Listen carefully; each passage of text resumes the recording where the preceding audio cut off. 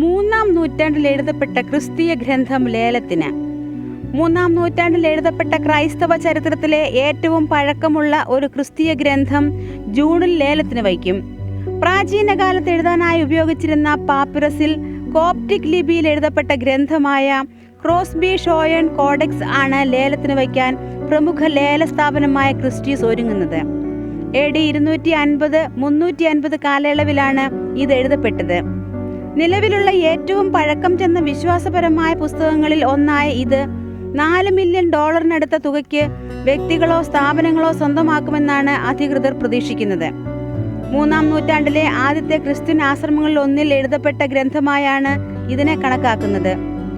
1950കളിൽ കണ്ടെത്തിയ നിരവധി ഗ്രന്ഥങ്ങളുടെ ശേഖരമായ ബോഡ്മർ പാപ്പിരിയുടെ ഭാഗമാണ് ഈ പുസ്തകവും. അന്ന് കണ്ടെത്തിയവയിൽ ക്രിസ്ത്യൻ രചനകൾ, ബൈബിൾ ശകലങ്ങൾ, സാഹിത്യരചനകൾ എന്നിവ ഉൾപ്പെട്ടിരുന്നു. മെഡിറ്ററേനിയൻ കടലിന് ചുറ്റുമുള്ള ക്രിസ്തീയ വിശ്വാസത്തിന്റെ ആദ്യകാല വ്യാപനത്തിന് സാക്ഷി എന്ന നിലയിൽ ഈ ഗ്രന്ഥത്തിന് ഏറെ പ്രാധാന്യമുണ്ടെന്ന് ലേല സ്ഥാപനങ്ങളിലെ പുസ്തകങ്ങളുടെയും കയ്യെഴുത്ത് പ്രതികളുടെയും സീനിയർ സ്പെഷ്യലിസ്റ്റ് യൂജനിയോ ഡൊണാഡോണി പറഞ്ഞു. കയ്യെഴുത്ത് പ്രതിയിൽ തന്നെ പത്രോസിന്റെ സമ്പൂർണ്ണ ലേഖനം, യോനായുടെ പുസ്തകം, ഒരു ഈസ്റ്റർ പ്രസംഗം എന്നിവ രേഖപ്പെടുത്തിയിട്ടുണ്ട്. ഈജിപ്തിലെ ആദ്യകാല സന്യാസിമാർ ഈ പുസ്തകം ഈസ്റ്ററിനോടനുബന്ധിച്ച് ഉപയോഗിച്ചിരുന്നുവെന്ന് BBC റിപ്പോർട്ട് ചെയ്യുന്നു.